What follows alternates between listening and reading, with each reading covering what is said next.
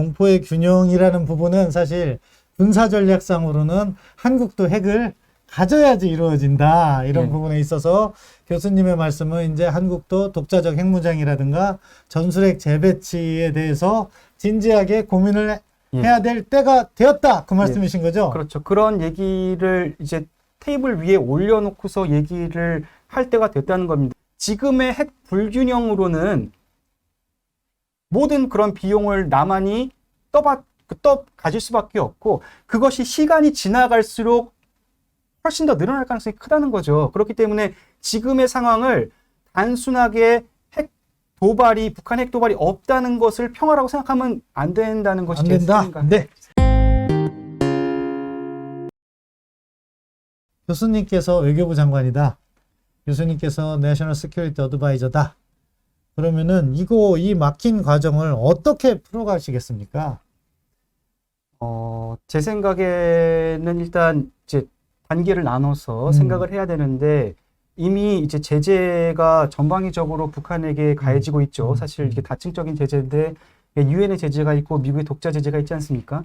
사실 그런 것은 어떻게 보면 non-proliferation, 다시 말해서 핵 확산을 막기 위한 국제 규범을 따르는 어떤 국제사회의 대응입니다. 그렇기 때문에 거기에 대해서는 철저하게 이제 이행을 하고 동조를 하고, 그러면서 이제 어떤 북미 간의 비핵화 협상을 위해서는 뭐 현재 정부가 하는 것처럼 운전자론처럼 이제 적극적으로 이제 북한의 어떤 의사가 있으면 전달을 하려 노력하고 뭐 이런 건 해야죠. 근데 이런 거는 보수 정부나 진보 정부나 뭐 나름의 차이가 있겠지만 사실 안 하겠다고 한 적 없었거든요. 그러니까 다 하는 겁니다. 그러니까 그렇게 하는 것은 하는 거지만 결과적으로 지금 이런 핵 불균형 문제를 타개하기 위한 노력을 지금부터 조금 본격적으로 해야 되지 않느냐. 그러니까 이 핵 균형에 관해서는 사실 여러 가지 옵션이 있기 때문에 지금 여기서 말씀드리긴 좀 어렵지만요. 어떤 그런 전쟁 억지를 통한 1단계의 평화를 일단 이루고, 그 이후에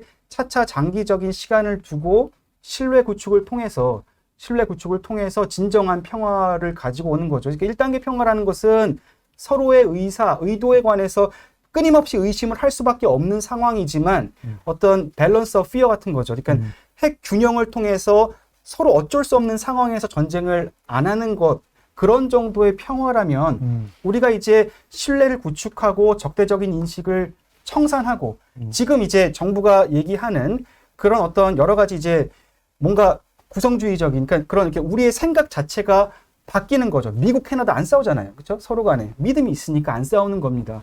그런 믿음을 이제 갖추게 되면 그때는 진정한 평화를 이루게 되는 거죠. 그 2단계 평화가 되겠습니다. 그렇게 단계를 나눠서 재밌어요. 지금 교수님 말씀해 주신 1단계 평화는 공포의 균형 속에서 신뢰를 만들어가는 그런 과정을 의미하시는 거잖아요. 선결 조건인 그런데 이제 요 앞에서 이제 이 공포의 균형이라는 부분은 사실 군사 전략상으로는 한국도 핵을 가져야지 이루어진다. 이런 부분에 있어서 교수님의 말씀은 이제 한국도 독자적 핵무장이라든가 전술핵 재배치에 대해서 진지하게 고민을 해야 될 때가 되었다. 그 말씀이신 거죠? 그렇죠. 그런 얘기를 이제 테이블 위에 올려놓고서 얘기를 할 때가 됐다는 겁니다. 예를 들어서 한국의 핵무장 에 대해서 여론조사를 하면요, 생각보다 압도적으로 찬성을 합니다. 근데 이제 그것이 국내적으로 국제적으로 상당한 후폭풍이 있거든요.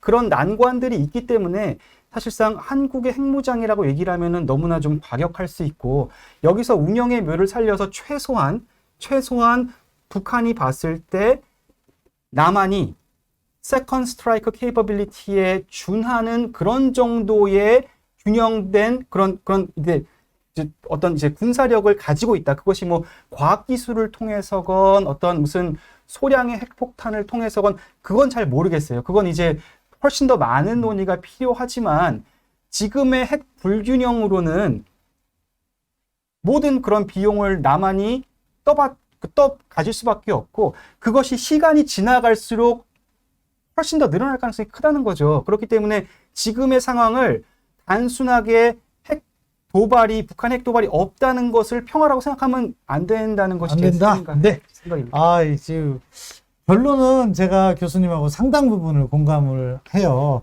그리고 참 고민되는 부분이 과연 우리가 독자적인 핵무장이나 전술핵 재배치를 어떻게 고민해야 될지, 그러니까 교수님께서 말씀하시는 1단계 평화에서 우리가 공포의 균형을 만드는 방법에 관해서 정말로 합리적인 대안이 만들어져야 된다고 생각하는데요. 앞으로 우리가 그런 부분에서 더 논의를 한번 해보시죠. 나중에 가을쯤에 다시 한번 모시도록 하겠습니다. 오늘 너무 좋은 말씀 감사드리고요. 주식님, 국민이 나라를 걱정하게 만들었다 하는 말씀에 좀 가슴이 아픕니다. 진짜 정부가 잘해서 국민이 편안하게 사는 그런 나라를 만들어야 되는데 지금 국민이 나라를 걱정하신다는 표현이 가슴에 와닿더라고요. 그리고 이수경 님도 진짜 국민을 위해 협상을 하는 정부가 있었느냐.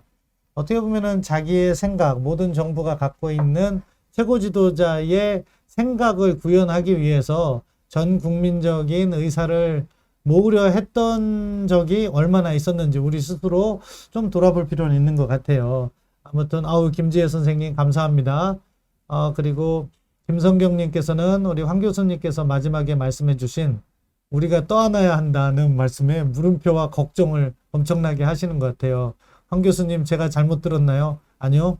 그런 것을 떠안을 수 있기 때문에 우리가 철저하게 준비를 하자는 게 우리 황 교수님 말씀이셨습니다. 그러면은 우리 교수님 마지막 인사 말씀 드리고 제가 내일이나 다음 주 예고를 하고 여러분들께 몇 가지 말씀 드리면서 오늘 방송을 이만 마치려고 합니다. 오늘 정말 처음에 재밌기도 했고 마지막에는 정말로 현 상황에 대한 엄중함, 그리고 우리가 핵균형을 기해야 된다 하는, 사실은 저는 외교 실무를 조금 더 많이 했어요. 학계에 있는 것보단. 그런데 그런 관점에서 볼 땐 참 쉽게 하기 어려운 말씀인데 교수님께서 용기를 내서 그 말씀을 해주신 게 저는 상당히 인상 깊었습니다. 아무튼 오늘 1시간 넘게 이렇게 이야기해 주셔서 감사드리고요. 저희 시청자님들께 마지막 인사 말씀 부탁드릴게요. 못하신 말씀 있으면 다 하셔도 됩니다. 아니요. 예, 하여튼 오늘 제가 좀 단정적으로 얘기를 계속 했는데요. 그러니까 이 안보라는 문제에 대해서 조금이라도 걱정하는 티를 내면은 너 전쟁광이니? 막 이런 식으로 그러니까 반응을 하는 거에 대해서 저는 그런 게 아닌데, 사실 안보라는 것의 요체는 1%, 0.1%에 대한 대비가 중요하다라는 거거든요. 왜냐하면은 사실상 그 낮은 확률이라도 그것이 터졌을 때 일어날 그런 비용이라는 것이 크기 때문에 이제 그렇게, 그러니까 우리가 흔히 뭐 무역이나 뭐 환경이나 이런 나름의 협력 체제가 잘 이루어지는 다른 국제 관계와 안보는 상당히 다릅니다. 그렇기 때문에 항상 조심하고 또 조심하고 또 조심하는 것이 사실 맞는 어프로치죠. 그런 면에서 어떻게 보면 제가 조금 단정적으로 얘기한 거에 대해서 조금 오해를 안 하셨으면 좋겠는데, 하여튼 오늘 만나서 반가웠고요. 하여튼 오늘 우리 신범철 선생님 방송 좀 많이 신청해 주시기 바랍니다. 감사합니다, 교수님. 또 감사합니다. 저희 방송까지도 신경을 써주시는 이렇게 또 너그러움과 배려가 있었습니다. 먼저 질문부터 말씀을 드리면, 아까 관중 친미해야 된다고 말씀하시면서 제 답변을 듣고 싶어요. 신민경 선생님께서 말씀해 주셨는데 2가지라고 생각합니다. 외교는 시간에 따라서 변화를 해요. 그리고 용어 자체를 만드는 것을 가지고 또 새로운 외교 문제가 발생하고 있다고 봅니다. 현 시점에서, 그러니까 2021년 7월 26일 현 시점에서 딱 잘라보면은요, 지금 중국이 한국에 대해서 과도한 행위를 요구를 하고 있는 것 같고, 지난번 뭐 싱하이밍 대사의 발언이라든가 사드 보복이라든가 이런 걸 볼 때는 중국이 저는 잘못하고 있다고 생각합니다. 그리고 이런 중국의 압력을 우리가 극복하기 위해서는 미국과의 공조, 한미동맹을 강화해 나가야 되는 거죠. 그런데 이 용어의 프레임을 반중 친미라고 이야기하는 순간, 책임 있는 분들이 그렇게 이야기를 하는 순간 그게 새로운 외교적 문제가 돼요. 따라서 그 용어를 사용하지 않고 저는 돌려서 지금 현재 상황을 말씀드린 거니까 우리 신민경 선생님께서 충분히 이렇게 이해를 해 주실 거라고 생각합니다.